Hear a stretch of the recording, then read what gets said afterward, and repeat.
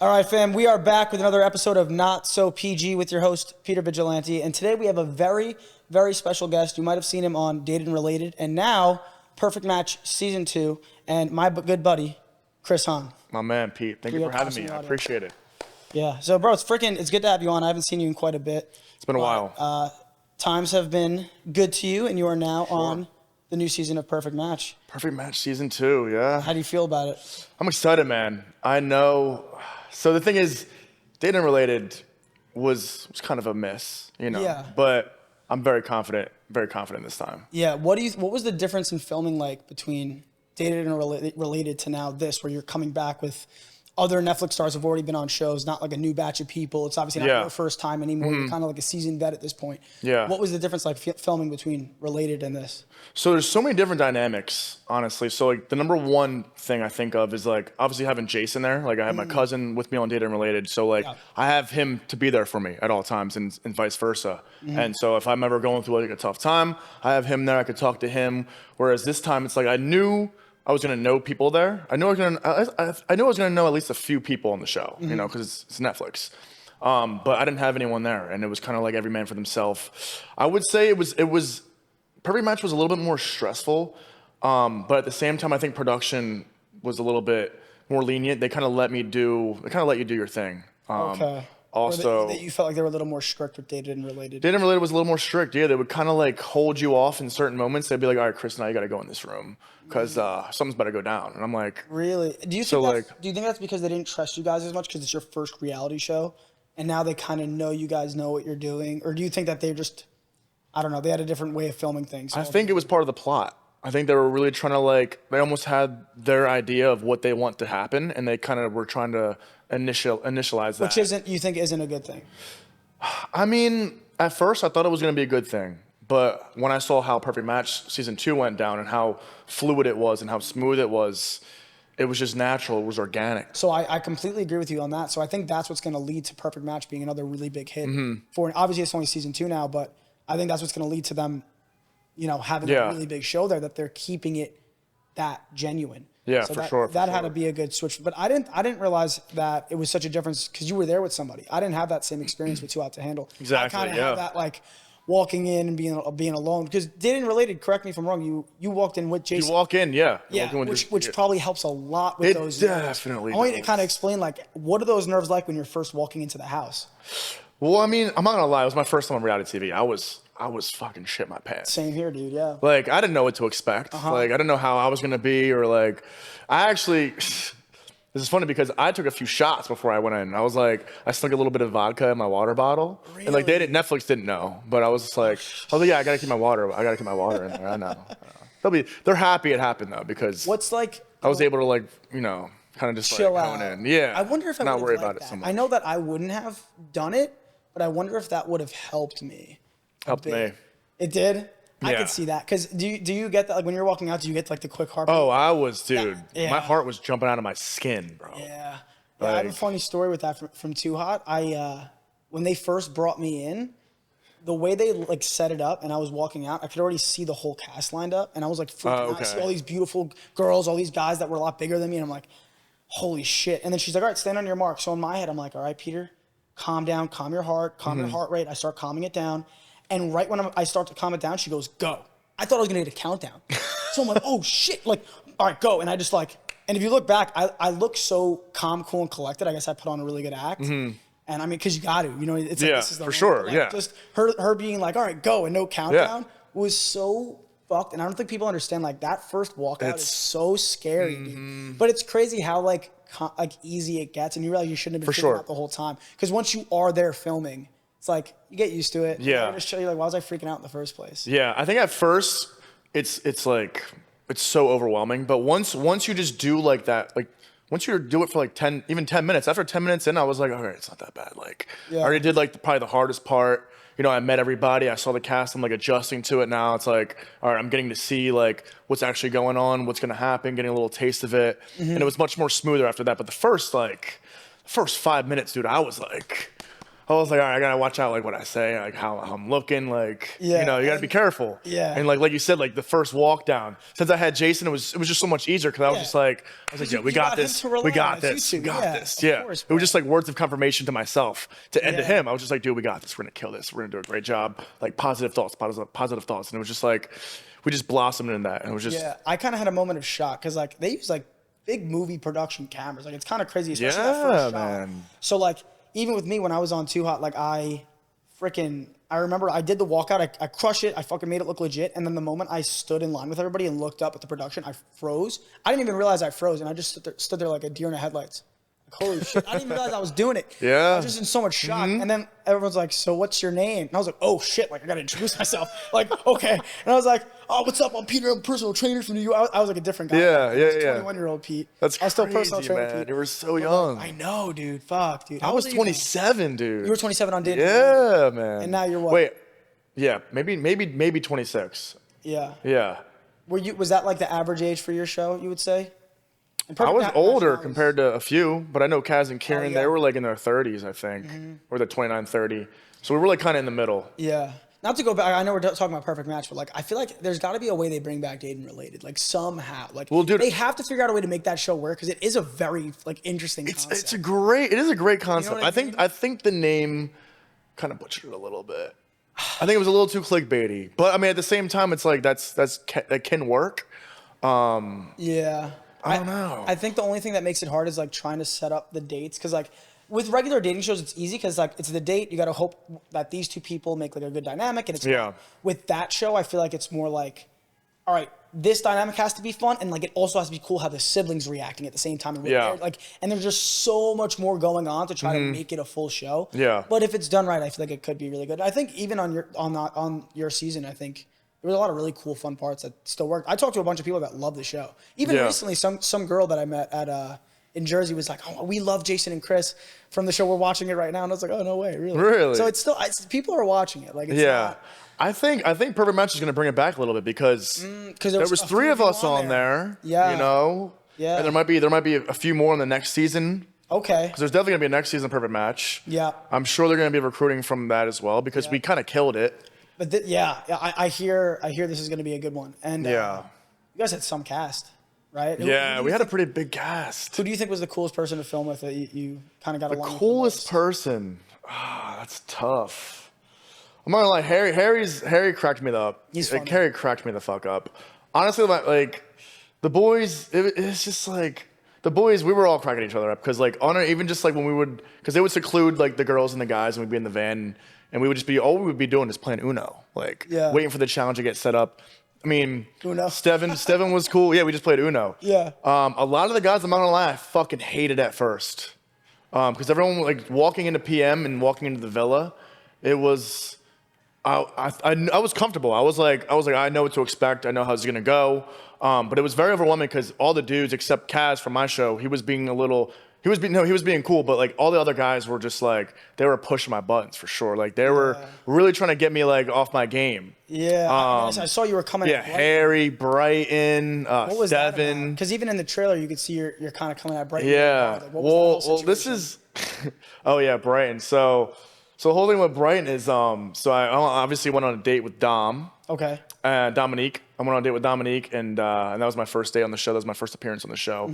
And so after that, they kind of like invite you to the villa. So you walk in with her into the house. Yeah. And Brighton was matched with her previously to that, and I could tell right away because Brighton was like the first one to like kind of show me some lip and like be extra confident. And I was like, all right, I could already tell like this is definitely my competition right now. Some trouble from this guy. Yeah. And he was just like pushing my buttons. I could just tell he was asking me all these questions. He was like, you know what a shapoodle is? And I was like, no, I don't know what that is. And all the boys were already on terms like, I think it was like a burger from Burger King.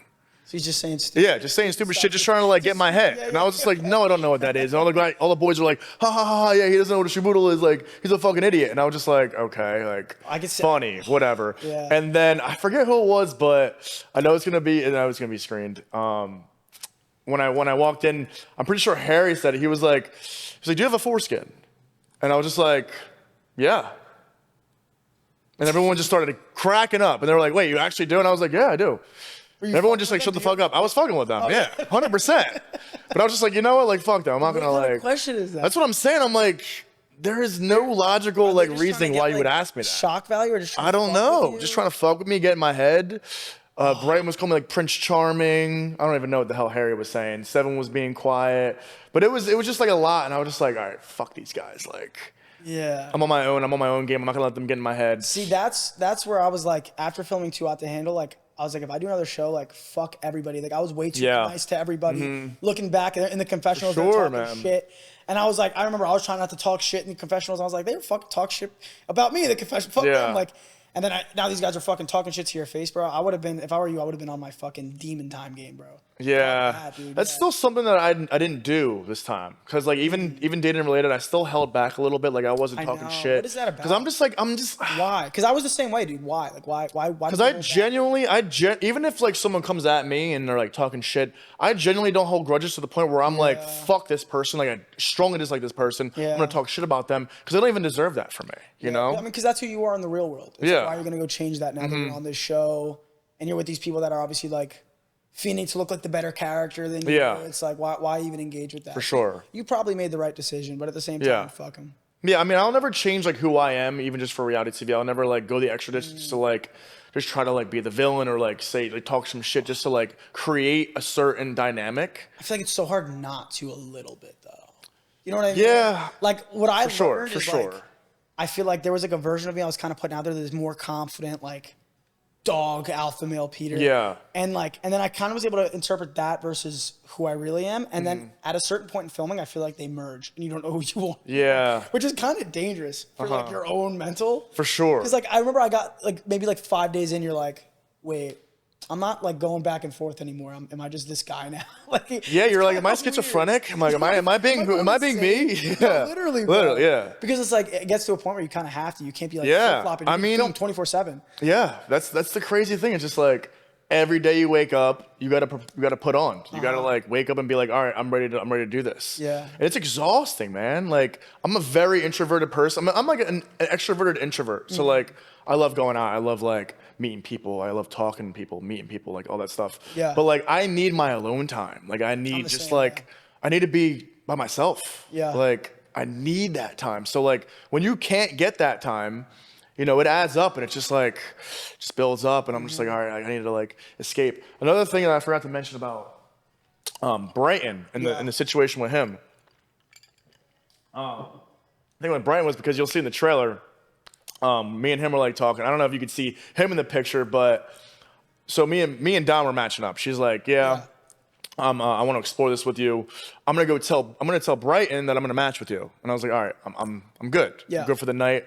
I'm like not stressing anymore. I'm just like chilling. I'm like, all right, cool. I made it. Yeah. Because nothing's worse than like getting on the show and then just like going home right away. Of course. You know, like obviously I wanted to explore my options, but I was like, I went on a date with Dom. I got to know her a little bit. Yeah. I want to see what we could do. You know, I want to see where this goes. And so I was like, yeah, Dom, like, I want to see where this goes. Like, I am interested in you. I think you're beautiful. I want to see where this goes. I think we have a lot in common, blah, blah, blah. She's like, all right, I'm going to tell Brighton. She goes and talks to Brighton, and they're up there for like 20, 30 minutes. Yeah. And I'm like, all right, it doesn't take this long to tell someone. Chris, yeah. Because I'm like, if you're going to match with him, let me know. Because I'll match with someone else. Or I'll at least like try to. Yeah. You know? And so I like go upstairs. I interrupt them. It's just them two talking, and I interrupt them, and Brighton's like, yo, like, this is not, like, you're not going to interrupt me like this. That's disrespectful. I didn't do that to you. And I was just like, dude, fuck this. Like, what are you going to do about it, bro? What are you going to do about it? And he couldn't say nothing, because what is he going to do about it? He's going to fight me? No, of course not. He's not going to fight me. And so he was a little tripped up, and he was just like, man, I'm going to throw you off this balcony. And I was just like, you're not, though. You're not. you're definitely not. Oh, so things got heated with him, huh? Yeah. How are things now with him? You guys? Oh, me and Brian are boys. Okay. We're boys. All right. That's just how it is, though, reality TV. You know, it's just like. I mean, you're there for a very specific reason. Like. Yeah. And it's people don't understand it's such a different dynamic. Like your entire world is like who's getting the girl. Exactly. Like, you're in your most alpha state as a man. Like who's getting it? Like you know what I mean? Because it's up to between picking what you want and then making sure that the girl chooses you. Yeah. You see Dominique sitting up there talking 20, 30 minutes. You're like, bro, like I'm not gonna look like the fool that like was just like, yeah, let me go on it, let me match with you. And now like you're like, oh, let me go match with somebody else. How did that like situation kind of end? Was Dominique kind of cool? So yeah, they kind of situated their little problems out because apparently they were having problems before I showed up. Yeah. They were already having issues, and that's why she got set on the date in the first place. Yeah. So they were already having their problems, and they were already arguing about whatever. Obviously, I don't know that part, but that's when I, came in, and she wanted to match with me, and so that was pretty simple. She was arguing with him. She wasn't really feeling him. Went on a date with me. She chose to go on a date with me because of obvious reasons. Chose me over Brighton. He was heated. Yeah, definitely. Obviously. Come on. It was definitely for sure. But how'd you end up with Elise over Dom and Xanthi? That's my question. So we did the kissing challenge. The kissing challenge was pretty bad.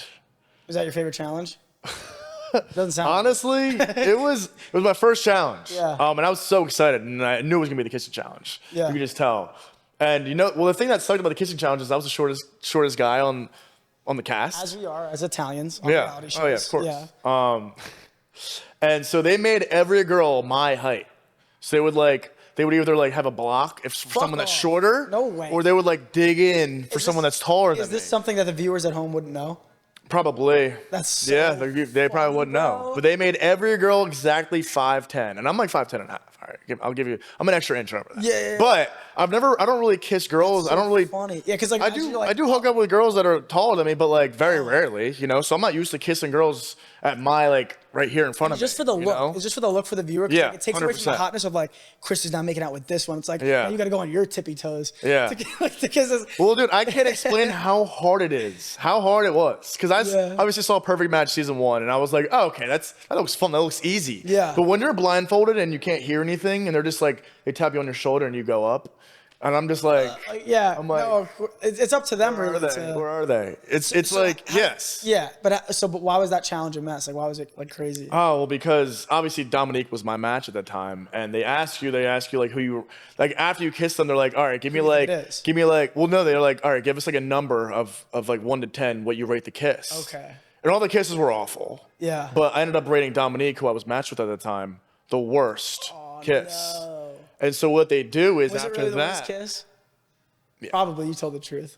Oh. Yeah, I'm not gonna lie, and that doesn't mean she's not a good kisser. It's just the whole dynamic is it's a fucked up dynamic. It's you're blind. It's you you can't can't. Tell you were kissing. That's what I was. No, you can't. You can't. No. You could try to feel you can see what they're wearing and be like, all right, what's going on here, or feel their hair and kind of remember that. But it happens so fast. You're just trying to feel them and grab them and be like, all right, I'm gonna kiss them, and try to figure out what their lips are, because that was the hardest part, was figuring out where they are, and then all right, slowly.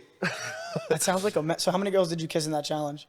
I kissed 4 girls, because one of the girls. And is everybody bailed out? All the girls? One of the girls bailed out and was like, I'm not kissing anybody. So it's hilarious because Xanthi didn't want to kiss anybody. So she was they would pretty much tap you on your shoulder, and she would just bob and weave like Mayweather.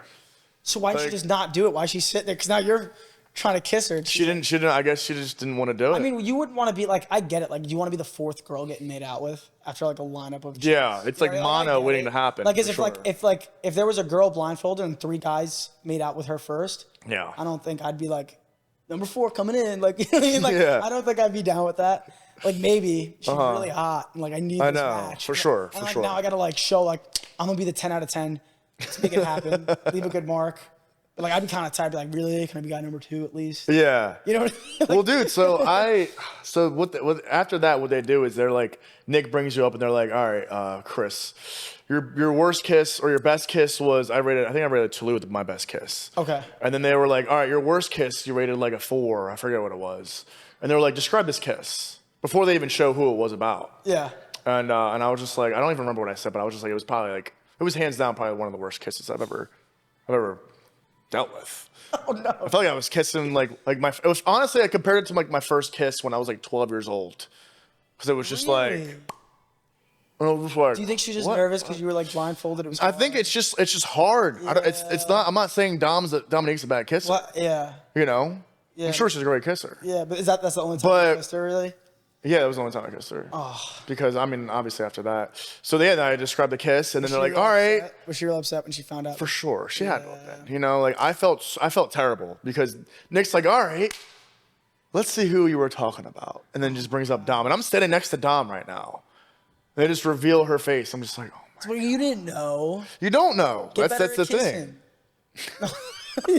Come on, Dominique. Yeah, what are you doing? Dom. What the hell? But no, I mean, nothing against her, but it was just, it's just, No, it's, it was probably it's hard. It is hard. Kissed her again. Your eyes were both open. Well, Probably what a I gotta little say is, better. like, I'm not gonna lie, I've had some pretty shit kisses in my life. But as you get to know someone, as you get to kiss them more, you kind of learn how they, you know, roll their tongue and how they I've kiss. had to teach a few girls a and thing it gets, too. yeah. I mean, I'm not gonna lie, I'm like a 9 kissing for sure. I may have not gotten those ratings on Perfect Match, but like 100%. I've gotten great feedback my whole life. Come on. Dude, we got to remember that. We're Italian. We got to remember that for the next podcast. We're going to get blindfolds in here. And we're going to do the perfect match. That would be challenge. insane. I'm not kidding. We're doing it. And how about we're going to bring you back on. I'm going to bring girls in and you're going to rate them. Yeah. And we're going to recreate it. Like, Let's do it. 100%. We have to. We do it. have to. Especially once it releases. Yes. Then, oh my gosh. I'm going to start planning that now. That's going to be really fun. Yeah. All right. That's genius. Crazy fucking question. Mm-hmm. You ready? Yeah. Fuck, marry, kill. Elise, Dominique, Toulouse. Oh no. Take your time. Sheesh. I think I'm gonna marry Elise because Elise is cool as hell. Yeah. I've actually met her right before the show. Mm-hmm. Just good people, and She seems really cool. yeah, just like good people. I could just tell. I'm really good at picking up vibes. She just has a really good vibe and energy about her. So fuck and kill. That's These are the so hard tough. ones. These are the hard Because I want to do both to both. Yeah. Oh shit! What? What? He's like trying to take his time with the question. That's what you come out with. Jeez.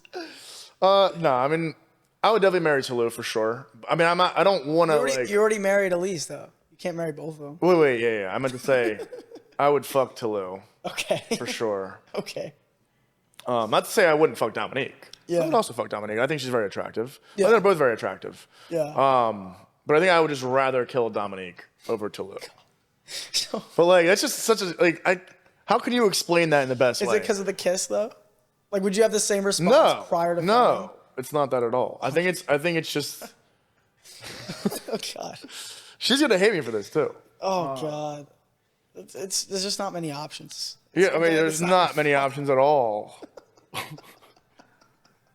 Okay. Like, one of them's got to go. We got her. One of them's got to go. Yeah, I mean, I don't even have any specific reason, honestly. But well, you kind of explained your vibe with all the dudes in the house. Like, yeah, fuck them.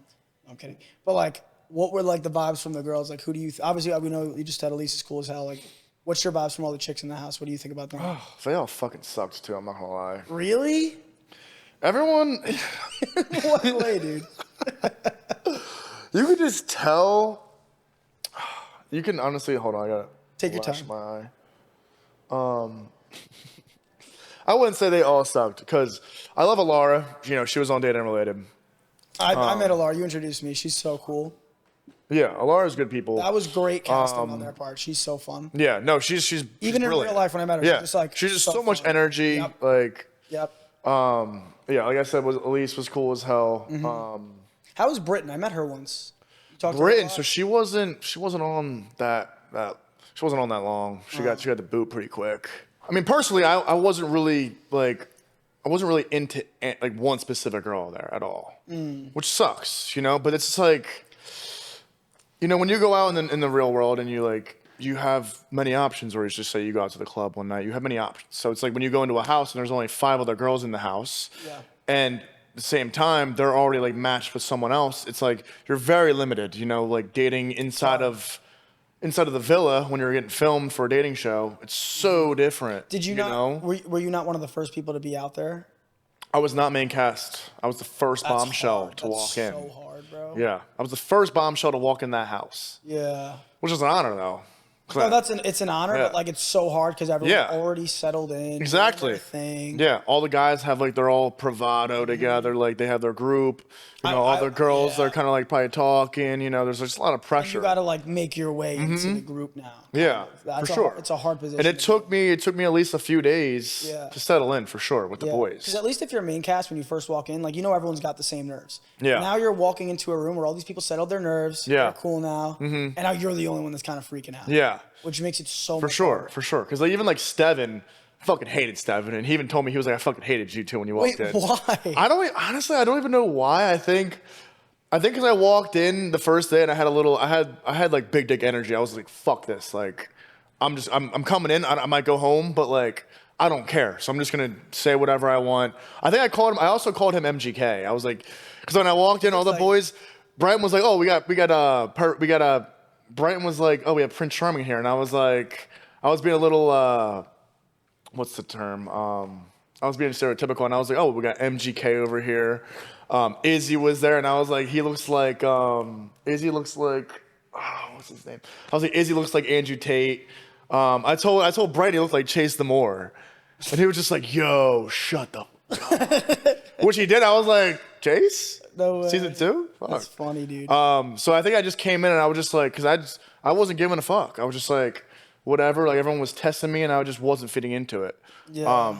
I don't know if that's why he hated me, but like, I didn't really talk to him at all for like a few days, and then we kind of just like, you kind of just integrate and you become cool, you know? And now we're cool, but. Yeah, that's good. I feel like that's usually what happens. I've had people that like, especially guys, it's like, we're cool now. Yeah, because like, we don't really put our egos into it like that, you know? Like, especially guys, now, like, you're back home. If you're still having a problem, it's kind of weird. But now that you're back home and like off another dating show, what would you say you're happier as, being single or being in a relationship? You know, it's a really good question, actually. I think right now where I'm at in my life, you know, I'm still building. I'm still kind of adjusting to LA as well. I mean, it's been 2 years now, but LA is just such a big city. I'm still building my foundation. Of course, yeah. I'm still networking. I think it's better off for me to be single right now, you know.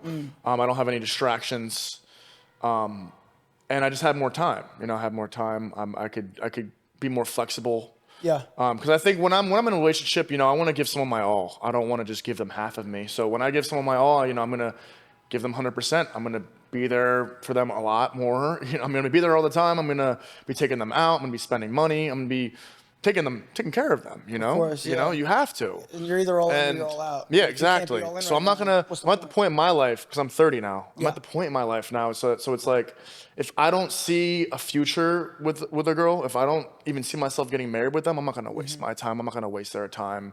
You know, I'm not gonna bullshit. I'm not gonna just, you know, hook up with chicks, because I've been there. I've had my fun. You know, just like hooking up with random girls. It gets old though, going out. It gets very old, because it's just like, quick. Yeah, it was exciting back in the day, but you know, I don't get anything out of it. You know, when I wake up in the morning and I hooked up with a girl, I don't get anything out of that. You know, seriously, because like, you don't realize till it's over. Because like in the moment, like, energies are high, like you want it so bad, and then you finish and you're like, I got you get like post-nut clarity, and you're just like, men and women are very different. Men and women are very different, where women will they increase their energy after climaxing and finishing, whereas men are depleted once they come. Right? We lose energy when we come.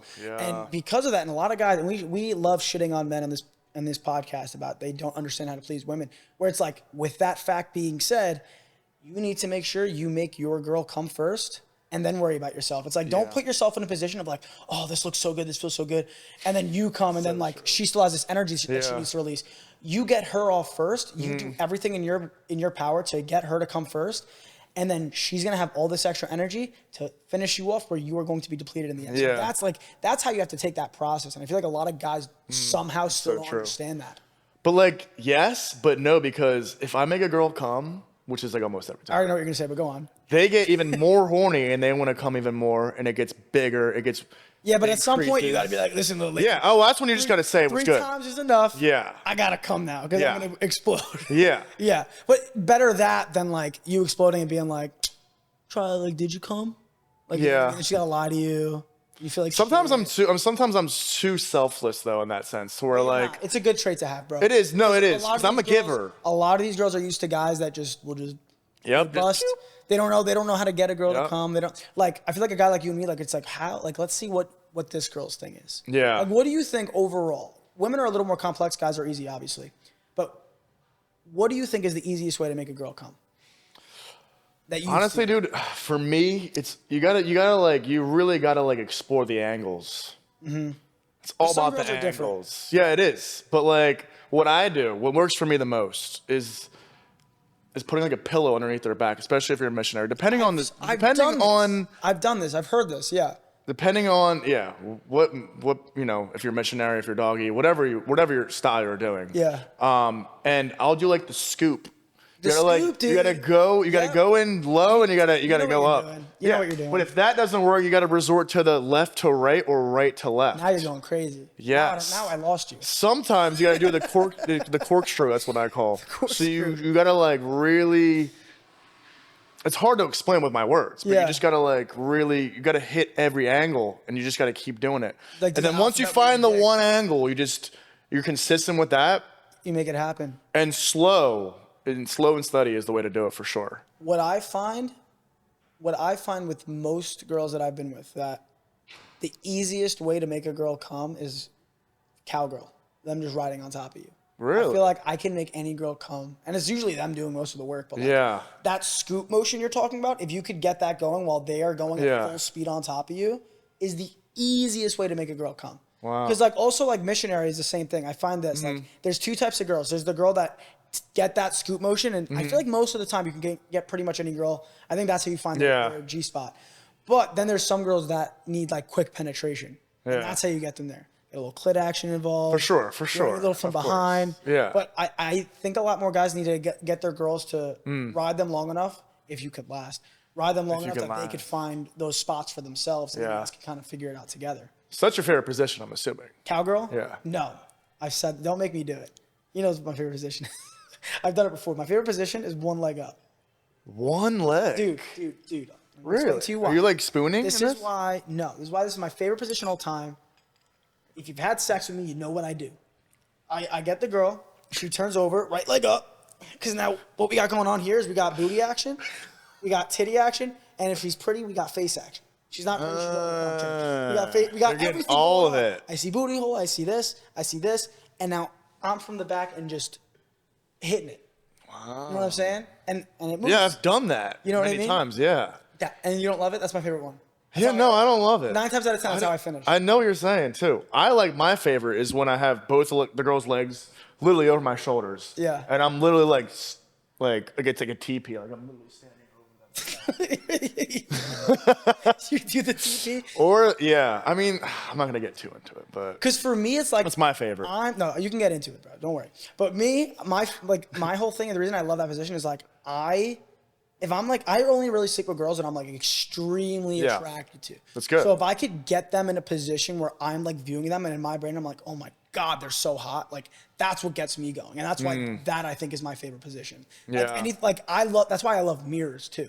Oh, I'm a big fan. Dude, I'll be pissed if I'm sleeping with a girl and I don't have a mirror in the room. It just makes it so much hotter because now I'm seeing viewpoints that I can't get. Now I'm damn, she looks good over there. And then it's also a hot thing if they're kind of riding you and you got a mirror behind and I'll tell the girl, I'm look how fucking hot we look. Yeah. We're fucking porns. Because you can't see that, you can't see that 3D angle of you guys. It's hot in that moment.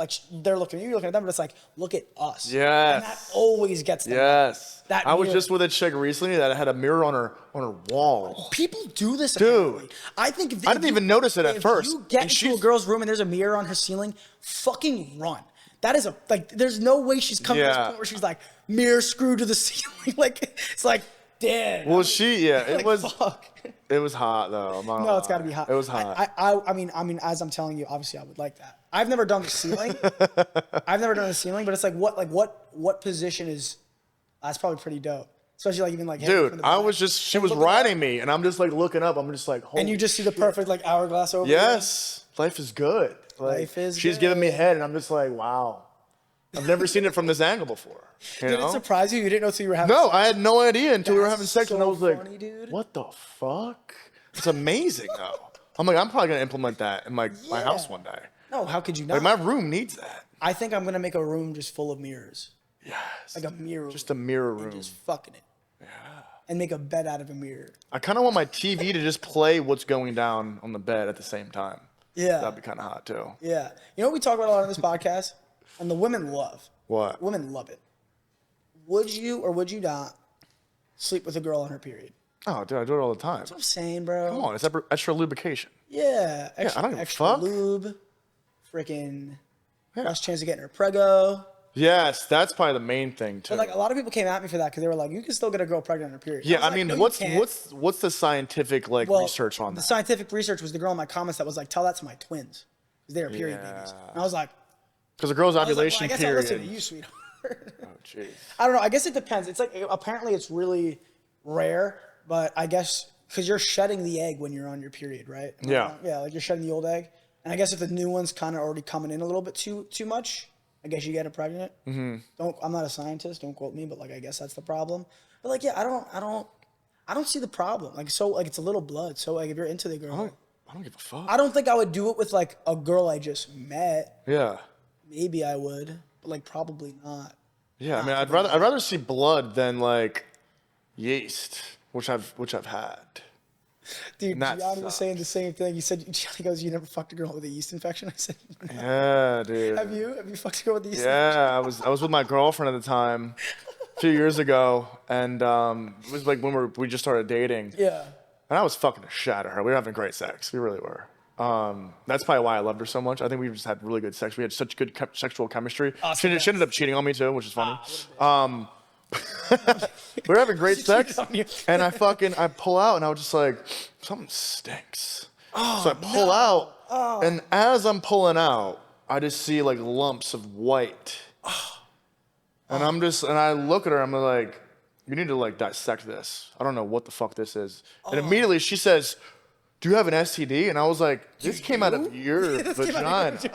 This ain't coming from my cock. Oh my God. And she wasn't even that embarrassed. She was just like, oh, just a yeast infection. Nothing crazy. And I was just like, it's pretty fucked up. I've never seen this in my life. So I found out you could get a yeast infection from fucking a girl with a yeast infection. Yeah, but what does that look like? I don't want to find out. Yeah, I mean, I've never heard of that though. Yeah. I think that's fucking bullshit. I think it's just rare. I think it's hard. Like as guys, we're really lucky. Like we're less. We really are. To like getting shit or like having problems in the future. Yeah. Like even like the whole STD talk, like it's so much more dangerous for women because it's internal. So they can get cancers from it and stuff. Yeah. Like, it's scary stuff. And that's why like I'm a big proponent. I tell my fans like, how are you guys not? Because like obviously hookup culture today. Like I know people that are fucking a new person raw every weekend, and it's like, dude, how are you not terrified? I'm terrified. Yeah. I'm terrified. I can't. I just can't do it. I have too much like OCD. I'll sleep with that girl. You definitely do. Yeah, I know. Well, Chris, we didn't talk about it, but Chris lived with me for like 6 months when I first moved out to LA. So he knows how I am. But yeah, like I'm like, bro, I would fuck a girl if I even fucked a girl with a condom on that I didn't know. I swear, bro, for like 6 months while getting tested, I'd be freaking out. Like, what do I have? Yeah. And I know that's what I would do because I've been there. Mm-hmm. And freaking out, like, oh my God. Yeah. Yeah. I've had an STD once, and it was one of the ones that you can get rid of. And ever since then, I've been...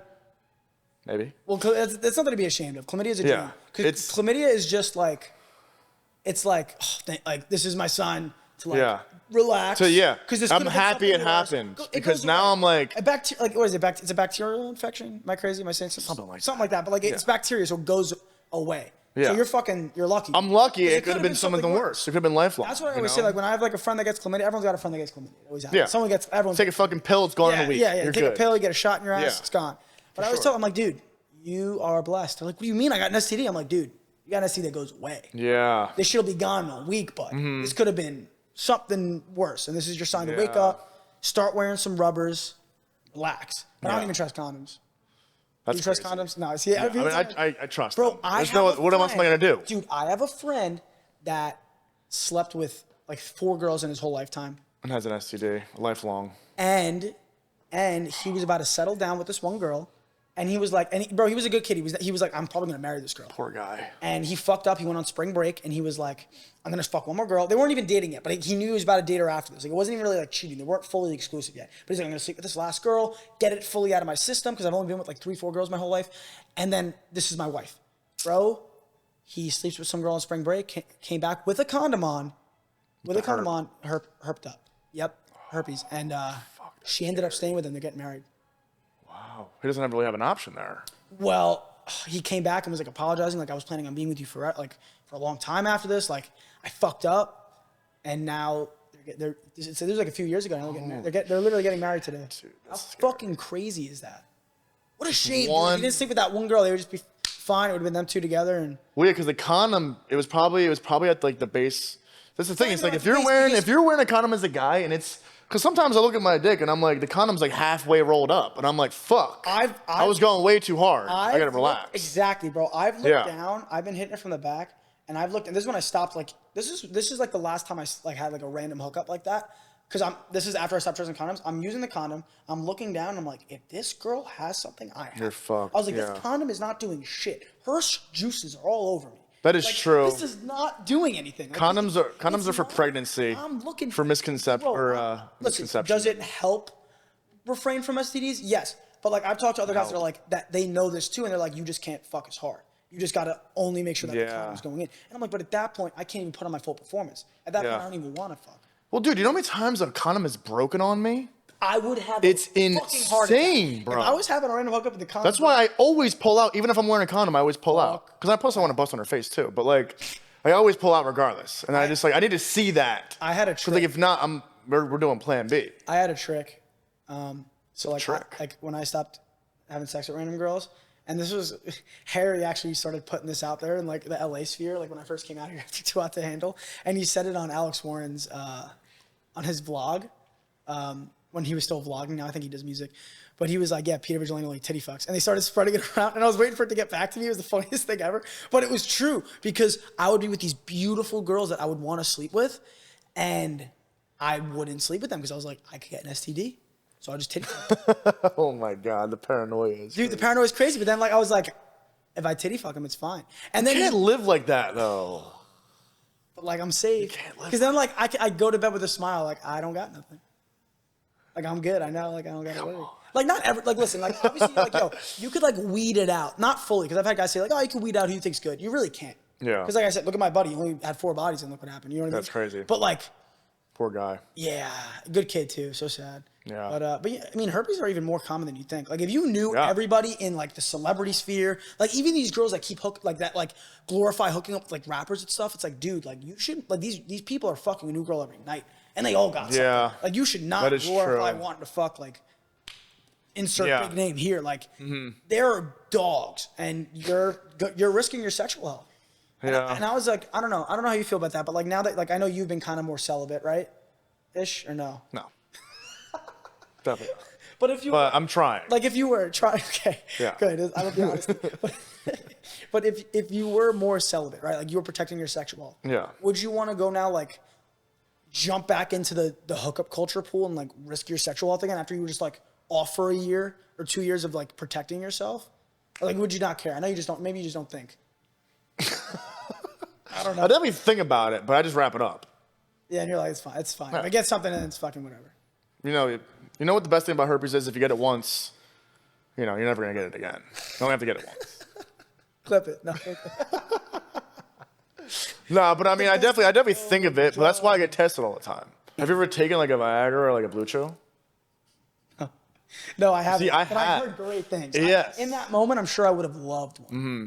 Well, I only do it when I drink, because if I have a few drinks, it's like, I want my man I want him to come out tonight. As well, it's not. No. But like when I'm sober, if anything, I need a fucking Diagra, not a Viagra. Like, I don't fucking need any support. Yeah, I'm still 30. Like I'm up at the crack of dawn. He's overeager sometimes. Yeah. It's like sometimes he needs to chill.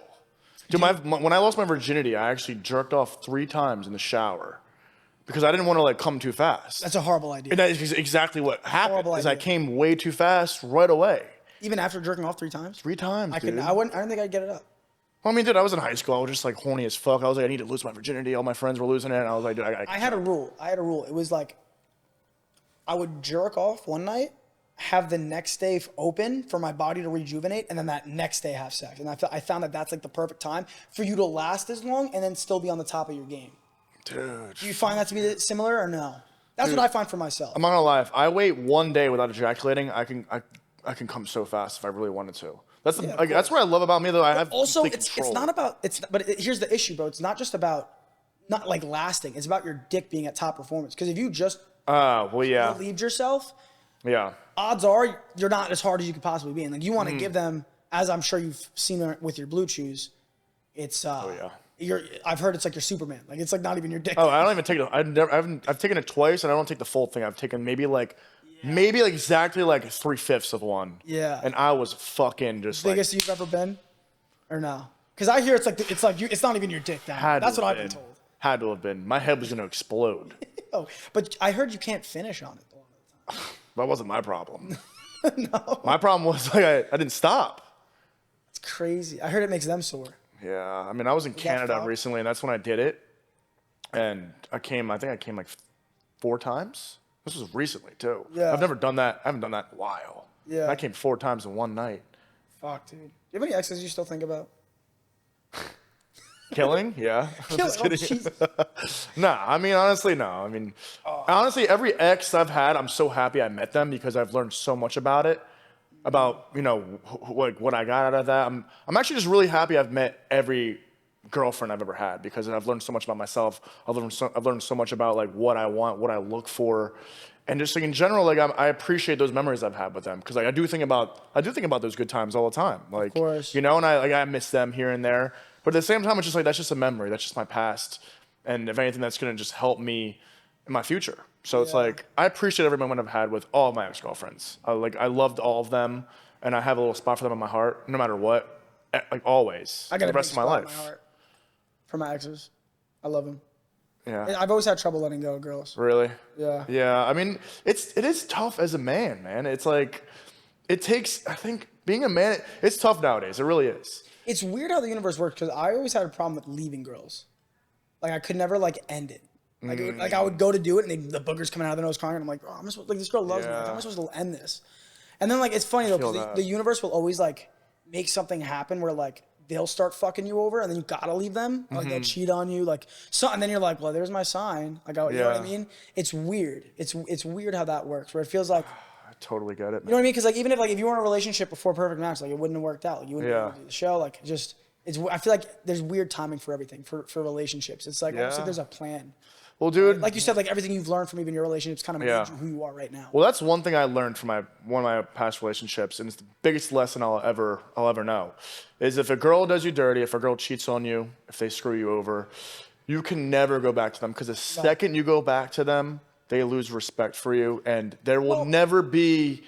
It will never be the same. It's not even just that they're losing respect for you, but you're affirming to them that you're a beta, pretty much. Not even that you're a beta, that like it's okay what they did. Yeah. Like you're affirming to them that like you can get away with this. Like you cheated on me, but here I still. And so now there's no boundaries. So now So now it's they're gonna do it again. Unless they made that decision to change, they're gonna do it again. And that's what I've realized. I've even had girls come back and be like, we broke up. I realized that, you know, you actually boosted my self-confidence. You made me a better person. Like I had to be single for a while to realize this. And when they put it like that, I believed them. Yeah. And I was like, okay, like maybe you did take this time off and like you realize that we are better off together. And then they come back and then same thing. You know, it goes right back to them doing what they were doing when they were bad.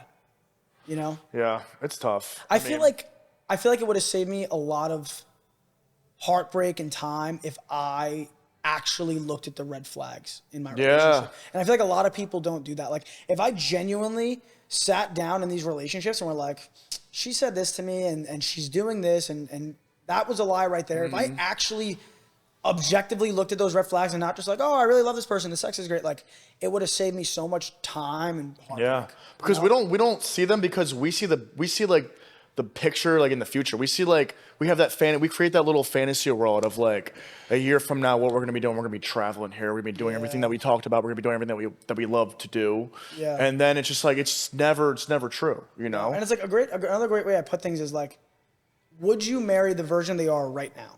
And this goes for guys and girls. This version they are right now, would you marry them? Oh no, they'd have to change that. They're not the one. Yeah. Because they're not going to change for you. No. Most likely. They have to make that decision to change for themselves. Yeah. But usually they're going to have to go through a single moment to go reflect on themselves to figure that out. Definitely. So if you're not willing to marry this version they are right now, then that's a good point. You got to move on. Yeah, that's actually a really good point. I'm gonna have to start thinking about that because I'm like I said before, like I'm at the point in my life where like if I go on a first date and I see a girl that I see red flags right away and I don't know because I'm very sure of what I want from someone. Like I know what I want out of a girl. So if I just like even see like one little thing, I'm not gonna get into it, but I'm gonna be like I'm gonna be turned off by it, you know, and I'm gonna be like I'm not gonna waste her time, I'm not gonna waste my time, and like that's subjective, but I don't know. It's just I'm just better off single. Right now. When do you think you'll see yourself maybe trying to settle down? I think in like 2 to 3 years, for sure. I do. But right now, where I'm at in my life, I just need to focus on myself, Yeah. which I can do in a relationship. But I focus on myself better. I'm more organized. I'm better off Well, single that's right good. now. And it's good to be there because it sets you up to be in a positive place for a relationship. Yeah. Where a lot of people, they don't know what it's like to be positive single and be happy alone. Yeah. And I think that's step one for going to be in a good relationship where you guys could grow off of each other. And a lot of people never figure that out. So you're in a good position. I will say this. Yeah. But a study came out that your partner can actually physically heal you. So they say that if you hug or kiss your partner for up to 6 seconds, it releases oxytocin, which takes your body out of fight or flight mode and into a healing mode, which is an anti-inflammatory. It literally heals your body. So just by kissing your partner for up to 6 seconds and hugging them, literally puts your body in a state of healing. That's bullshit. Bro, they're coming out with studies now, I'm telling you. Yeah, but they come out with studies all the time. Well, eggs are bad for you. Eggs are good for you. Eggs are bad for you. Eggs are good for you. Like, well, the reason that they're saying that it's legit is because like they're doing chemical studies. They're seeing oxytocin be released while you're in the state of kissing, and they're watching the body leave a state of fight or flight, and then it's transferring into this healing state, and they're watching your like muscles be less inflamed. Like it's apparently a fact. Maybe you're right. Maybe they'll be like, oh, we were fucking wrong the whole time. But like it makes sense. Like think about it. Like when you're kissing someone, your body's in a very calm like state. You know what I mean? True. Think about like next time you kiss someone, like think about how your body calms down. Yeah. I do believe it's a real thing. Because you're almost like you're asserting that energy to someone else, and you're both like both creating that energy at the same time absorbing it from another. You know. Yeah. So I can see from that point of view for sure. You know. The one question I feel like that nobody really asks anymore, because every time I'm out here in LA, everyone's like, yo, what are you doing? You know, what have you been up to? Who are you seeing? Are you dating? No one fucking asks, are you happy where you are right now? And like, if you ask me that right now, I'm fucking happy as hell. I do what I want when I want it. Like I'm just so free. I could literally buy whatever I wanted. I'm not rich, but I could go wherever I want. I could travel wherever I want. And I just feel like no one really genuinely cares out here. Like everyone's always just like, what's your Instagram? What can you do for me? What can I do for you? What can we do together? It's just like, that's one thing that's been turning me off hard about LA. I do love it out here though. Like, I've grown to love it out here too, but I get what you're saying. And it's just, all that is fine as long as you know how to turn that off. You know how to turn off certain people that just shouldn't be in your life. Yeah. And that's why I've built kind of I have a very small friend group of people that I still talk to. True. So there's some people that I would call acquaintances. You know what I mean? But like, I only let them in so much of my life. Yeah. Because that's their mindset. It's like, what can I get from you? Yeah. And I don't know, you've never been that guy. And I think you know I've never been that guy. We used to fucking wake up and do breath work together. That's the type of guys we were. You know what I mean? That like, stuff works too. Yeah. Have you done it? I've done it. So I did it when I was on Perfect Match, actually. I think you told me that. Yeah, I did it during the finale. And I was like, dude, I was bugging out a little bit. I was like, fuck. And you just did that breath work, right? Yep. I did it with the girl that I was with.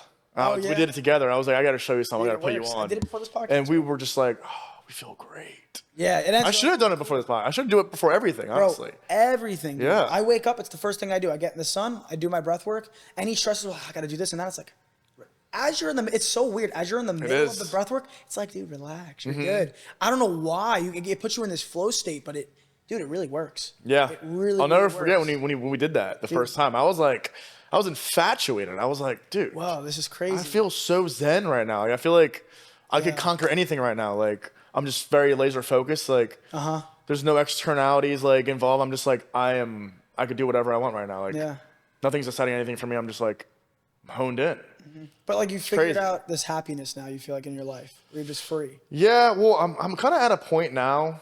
I can't say I'm at a point now because I want to have a family. I want to have kids. But you see, I'm not scared of. I don't fear death. I don't fear like dying or anything like that. The only thing I'm scared of is like the anticipation of death.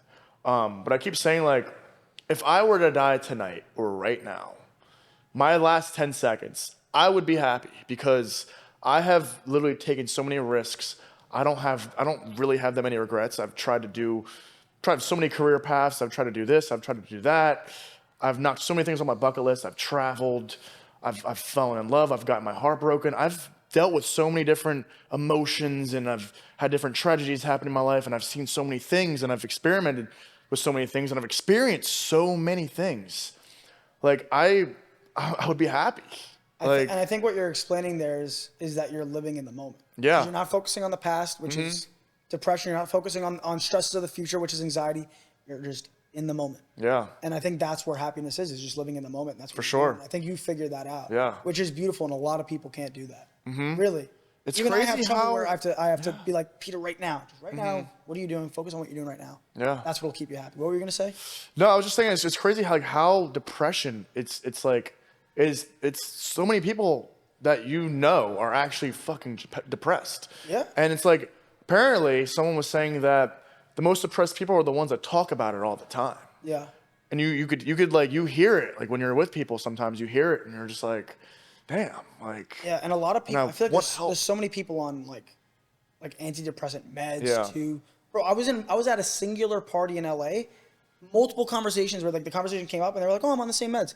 It's like a lot of people are on antidepressants. Yeah. It's kind of scary. It is scary. It's kind of scary, and it sucks because it's like, for a lot of those people, it's not a solution for them. It just kind of numbs the problem, and it keeps them out of that depressed state. Yeah. Don't get me wrong. There's a lot of people with chemical imbalances that need some of these medications, and they're lifesavers for them.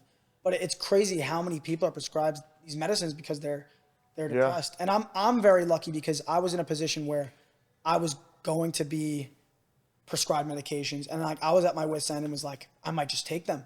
And then I was like, you know what? I'm gonna give it one last shot. I'm gonna live in the moment, meditate, do all these natural things to come back to reality. And thank God I was able to do that. Yeah. In a natural way.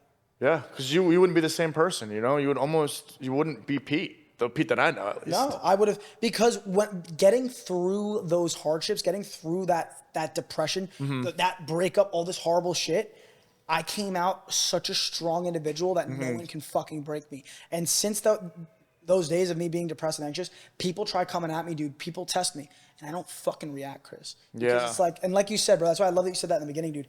Like, okay. Like try to hurt me. I've been through it all, bro. Like I've already been through that. Like, oh, you said this bad thing about me. Guess what? My actions, what I say on this podcast to the people that really support me, they're gonna hear the type of fucking person I am. Yeah. And that's all that matters. Hell yeah. You know what I mean? I love that for you, man. Seriously though. Is Real shit, dude. Yeah. Yeah. What a great way to come to a finale of the pod. I think I could talk to you all day, dude. Like, I fucking love you, bro. I know. Let's fucking, we'll chill after this. We'll do another one. We'll do another one for sure after the next batch releases too. Maybe we're gonna have to, address some things from this one. But is there anything that you want to leave the fans with? What you're up to now? What they should look out for? Your platforms, where to find you? Yeah, I mean, you can find me on Instagram, Chris Hahn Official. You can find me on TikTok. My TikTok's a little weak right now, but I'm working on that. Chris R. Hahn. You can find me on OnlyFans. Italian Stallion 3. Italian Stallion 3. Yeah, aka Axel Stone, which you'll see on Perfect Match. You'll see my stripping moves a little bit. Yeah, I pulled them out. Yeah, my alter ego. Yeah. Yeah, I mean, what do I got coming? I got a lot coming. You know, I remember talking to you about like how I want to like break into like scripted work. Yeah. I've been laying off that a little bit, you know, just because. Especially now that you're in reality. Yeah, reality. You know. I'm just focusing on myself. You know, I'm gonna focus on the opportunities that are presented to me from Perfect Match right now, and I'm still learning more about myself and like what I can do. I'm just trying different. I'm pretty much trying everything right now. You know, and that's. I'm just gonna keep failing. I didn't even talk to you about this earlier. Yeah. I'm gonna keep fucking failing until I succeed. And like I already have success, but even once you gain that ground of success, you got to keep failing and keep growing and keep gaining. And that's where I'm at, you know, like as you were telling me earlier, that failure will only lead to success. Because you just got to keep hitting it on the head. Yeah. Failure doesn't mean you failed. It means that you're one step closer to success. Yep. So if you won that, you know, that race, or no, because one of my really good friends that it's a girl, one of my really good girlfriends, so she's in, what is it? What the fuck is it called? So one of my good friends, she's an interior designist, and one of my good friends, she's an interior designer. Yeah. And she had like this course that she had to prepare, and she grouped up with like 3 people. She apparently the team did like really bad or something, and she didn't end up winning. And she called me and she was like really upset. She was like, I don't know if this is for me. I don't know if like this is like my calling. Like we did really bad, but I didn't do really bad. And I was just like, well, what did you learn from this? And she was like, well, we learned a lot. And I was like, well, that sounds like you won, because if you would have won and you didn't see the best part in what you guys did, and you didn't think you did that good, if you guys would have won, just so happened, you wouldn't have learned anything from it. But because you failed, because you've went through those growing pains, because you're going to go through the even more growing pains, you're going to become so much more successful the next time you do it. You're going to want to learn more. You're going to want to work harder. You're going to want to try harder. You're going to want to put more out there. Yeah. So I feel like that's like the lesson there is like, keep failing, keep trying, keep going outside of your comfort zone, keep trying different random things. And that goes with not just only success too, but like with relationships. Because a lot of people nowadays, they're like locked on their phone. They're doing like on just Tinder and social media. They're going through DMs. When you're in person, go out and get rejected. Yeah. Go out and talk to that person instead of like thinking like, oh, like thinking about what you could have said or what you could have talked about or where you could be right now if you were talking with them. Just go say hi to them. If you see a girl that you think is pretty and you think is cute, just literally walk up and say hi. And give it a shot. I feel like everyone's so scared of denial and everyone's just so scared. And I think regret is more scary than that. Yeah. Regretting going up to that girl and saying what's up I agree. is scarier than getting rejected. I agree, dude. You know? 100%. That's why, like, even your friend, you know, you said, what'd you learn from this? I learned. Yeah. She learned a lesson. And that's not only is that the success, if she didn't go for it, she always would have thought, what if? Exactly.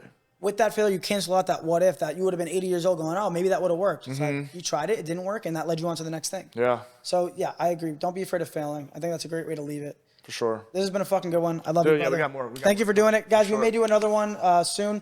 Let us know what you think. Let us know your favorite topics down below. Any questions you want to ask Chris if he possibly comes on for another one. But that has been a Not So PG podcast. I'll check you guys on the next one. All love. Mwah.